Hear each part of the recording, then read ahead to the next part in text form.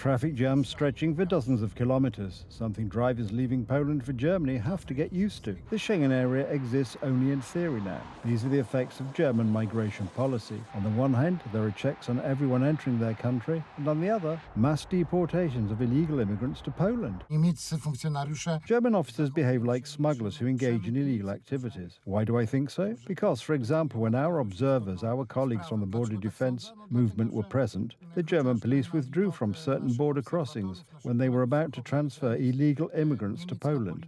Robert Bonkiewicz's grassroots border defence movement is practically the only organisation that cares about the security of Poland's borders. Although Germany has reinstated border controls, the Polish government has not responded. And as politicians from the Law and Justice Party warn, it is allowing German authorities to bring illegal immigrants into our country in large numbers. We know very well that over 10,000 and perhaps even more today, perhaps 11,000 or more illegal migrants have been returned from Germany to the borders of Poland. And there has been absolutely no reaction from the Minister of Internal Affairs and Administration, the Polish services or the Polish government, because there is no reaction from Polish Prime Minister Tusk, who is in charge of all of this. The government only reacts to criticism directed at it and to reliable information provided to Poles about the real situation. Jacek Dobrynski, spokesperson for the Minister of Internal Affairs and Administration, argues that there is no cause for concern.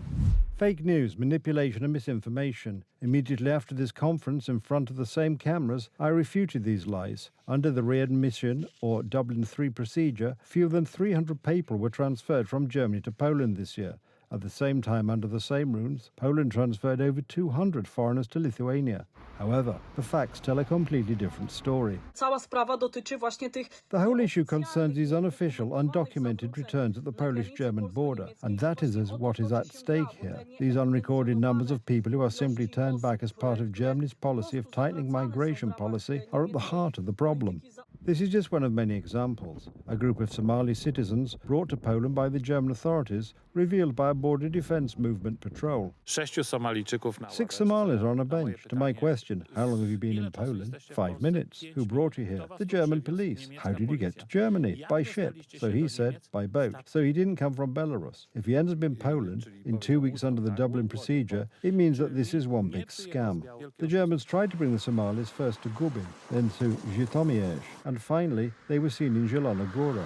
Documents revealed in Michał Rachel's programme, Jedziemy, show that Polish authorities have to deal with such situations very often.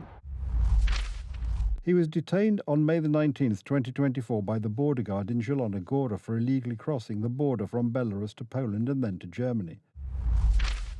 He was transferred from Germany to Poland on March 31st, 2025, and then detained by the border guard in Zielona Góra. The reason was illegal residence in Poland. This is how the German press explains the discretion of the Polish and German governments in the context of this migration process. It is likely that the German government is taking Polish domestic politics into account. Politicians from the National Conservative Law and Justice Party almost constantly accuse Tusk and his party of being too close to Germany, forcing them to distance themselves from German politics, or at least to refrain from publicly revealing any common ground with members of the German government.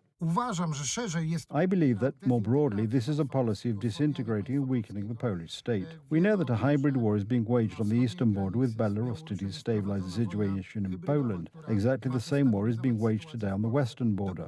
For now, Germany is bringing illegal immigrants to Poland under the Dublin Convention. However, next year the Migration Pact will come into force. Under this pact, Poland will have to accept and provide accommodation and maintenance for tens of thousands of immigrants from Africa and the Middle East every year. I will, of course, seek to unilaterally terminate the Migration Pact. I'm not interested in how our Western neighbours will deal with the migration problem. Why do they want to push illegal immigrants into the territory of Poland? My goal is a unilateral termination of the Migration Pact, centres for the deportation of illegal immigrants and not centres for the integration of foreigners. The Migration Pact was effectively blocked by the Law and Justice government. Donald Tusk signed it just 10 days after taking office in December 2023. Just yesterday morning, this place was filled with joy. High school students in Graz, Austria, were starting one of the last days of the school year. Most of them were probably already thinking about their vacations. Others still had grades to improve. But now it doesn't matter anymore. Now there is despair, pain and longing, because this tragedy has affected everyone here. einfach, wenn man es erfährt. We stood there together, holding hands, because only together can we survive this. Only together can we go through the morning and try to cope with what has happened. I think it's also our way of showing respect for the victims and support for the injured. The youngest victim of the massacre was only 14 years old. The other students who died were not much older, between 15 and 17 years old. Among them is a teenager with Polish citizenship, as confirmed by the Polish Ministry of Foreign Affairs. A teacher was also killed. Several injured people are in hospital, including students who are fighting for their lives. It's a surreal situation, and all of us are not quite sure how to deal with it. It's way too early, and in the name of my school, students and teachers and everybody, I would ask all the media to have the greatest respect of all of us and to leave us alone, mostly because it's way too early, it's way too traumatizing for most of the students, and we would like to stay, to have our peace. It's very difficult for all of us. We're grieving deeply, and it's just a tragedy, a big, big tragedy, and I'm just so sorry for the families, and I just want to spread love for everyone. Yesterday at around 10 a.m, a 21-year-old former student stormed into a local high school. He had 2 guns and a sick plan to kill as many people as possible. He shot everyone he encountered. In the end, he committed suicide in the school toilet. Grausam, also wir kommen aus Deutschland. It's terrible. We came from Germany. Attacks like this happen all the time there, and now I see that they happen here too. There are more and more madmen. You never know what's going on in people's heads. The local police received a tragic report. Panic, screams and cries for help. Someone is shooting at students and teachers. A special forces unit led the terrified young people and school staff out of the building. The operation lasted about 2 hours, but not everyone could be saved. Pope Leo XIV is praying for the souls of the victims. I want to assure you of my prayers for the victims of the tragedy at the school in Graz. May the Lord welcome his children in peace. Politicians and world leaders are also offering their condolences. President Andrzej Duda wrote a condolence message to the President of Austria. On behalf of the Polish people and myself, I offer my deepest condolences to the families of the victims of this tragedy. We share their pain and that of all Austrian citizens, joining in prayer with the loved ones of those killed and injured. The local press reports that the perpetrator was Arthur L., an Austrian citizen. He acted alone and did not inform anyone of his intentions. He left a farewell letter, and the police found an improvised explosive device in his home. With his death, the threat has passed, but many questions remain. Could this tragedy have been avoided? Could the perpetrator have been stopped? These questions remain unanswered for now, as the investigation has only just begun. I was lucky. My son, thank God, is safe and sound. But I think about the parents who were not so lucky. Their children were either killed or injured. There is a blood donation centre in Graz, and these photos are a true testament to solidarity. I felt helpless with the news, and I decided to come to at least give something from what I can give to the situation. That's why I'm here. Austria is observing 3 days of national mourning, with masses being held and meetings organised to remember the deceased students and their teacher. This tragedy will forever leave its mark on the school community and the residents of Graz. Chicago, Dallas, Austin, Washington, San Francisco, and of course, Los Angeles. A wave of violence and chaos is sweeping across the United States. These images documenting the looting of stores seem to confirm our predictions. The issue of deporting illegal immigrants was merely a pretext for unleashing war on the streets of American cities. There's something wrong with these people. All I want in terms of engagement, I just want to see peace. If there's peace, we get out. If there's even a chance of no peace, we stay there until there's peace. And a lot of people are being arrested. The rioters, or whatever you want to call them, they better know a lot of people are being arrested. They're going to be in jail for a long time. The Donald Trump administration is defending its decision to send the National Guard and Marine Corps to Los Angeles. Their presence is being criticized by the left-wing mayor and governor from the opposition Democratic Party. Donald Trump, without consulting California law enforcement leaders, commandeered 2,000 of our state's National Guard members to deploy on our streets, illegally and for no reason.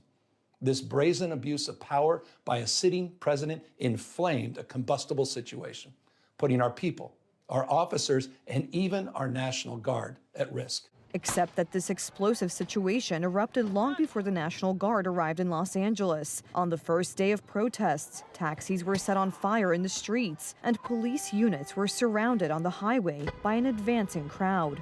The tragic situation in the city is evidenced by the fact that the mayor of Los Angeles, who had been critical of the military presence, has just imposed a curfew. I wanted to let the city know that I have declared a local emergency and issued a curfew for downtown Los Angeles to stop the vandalism, to stop the looting.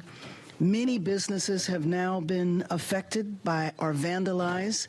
Last night, there were 23 businesses that were looted. The authorities are clearly unable to cope with the situation. What is worse, left-wing organizations supported by Democratic Party politicians who sense an opportunity to capitalize on the situation are calling for a nationwide uprising. Demonstrations are planned for this Saturday in all major cities across the country. President Trump will not let the extreme and violent protesters tear our country apart. Burning cars, attacking police officers while wearing masks and waving other countries' flags. This will not be tolerated. To the Democrats calling these peaceful protests, shame on you. A zero-tolerance policy toward illegal immigrants was one of Trump's key campaign promises. And while in states that strongly support the Republicans, the deportation process is proceeding without disruption. In states that support the Democrats, such as California, immigrants with the support of activists and politicians are clashing with federal authorities. It's really an interesting time in America and in American politics. Republicans are governing well, and we are delivering on our promises, and we are bringing solutions, and we're working around the clock every day to make sure that that is delivered for the people as we promised them last year on the campaign trail. Meanwhile, Democrats are engaging in the applause of destruction of cities and all sorts of chaos. The contrast is so clear, and everybody can see it. President Trump has already announced that wherever local authorities are unable to maintain order, military troops will be sent in. In many cities, counter-demonstrations and citizen patrols are also being organized to keep order in the cities. Is this the end of the conflict between the wealthiest man in the world, Elon Musk, and the most powerful man in the world, Donald Trump? The end of the dispute may be indicated by the words of Elon Musk, who until recently was Donald Trump's closest associate. I regret some of my posts about President Donald Trump last week. They went too far. It all started, at least officially, with an argument over the budget bill, which Musk publicly and harshly criticized. The U.S. President Donald Trump remained calm, but made it clear that their close relationship was over. I've always liked Elon, and it's always very surprised. You saw the words he had for me. Look, Elon and I had a great relationship. I don't know if we're well anymore. The conflict between Musk and Trump was attempted to be resolved, as we can see today, successfully by U.S. Vice President J.D. Vance. Donald Trump i Elon Musk. Trump and Elon Musk are both extremely impulsive and emotional, but it was J.D. Vance who clearly sought to reconcile them. I'm not saying he has to agree with the bill or agree with everything that I'm saying. I just think it's a huge mistake for the world's wealthiest man, I think one of the most transformational entrepreneurs ever, that's Elon, to be at this war with the world's most powerful man. I actually think if Elon chilled out a little bit, everything would be fine. And it looks like that will indeed be the case, as Donald Trump's recent comments about him suggest. Look, I wish him well. You understand. We had a good relationship. And I just wish him well, very well, actually. Elon Musk was heavily involved in Donald Trump's recent campaign, and after winning the election, he became a member of his administration, where he was responsible for finding savings in public spending. There are many myths circulating about him, but I think the simplest truth is that he is an extremely impulsive man who relies on his intuition. When he was younger and his mind was sharper, it helped him, but now it is starting to hurt him. Elon Musk is the owner of Tesla and SpaceX, among other companies, and is the wealthiest man in the world. However, his companies have been severely affected by a dispute with the U.S. President Donald Trump.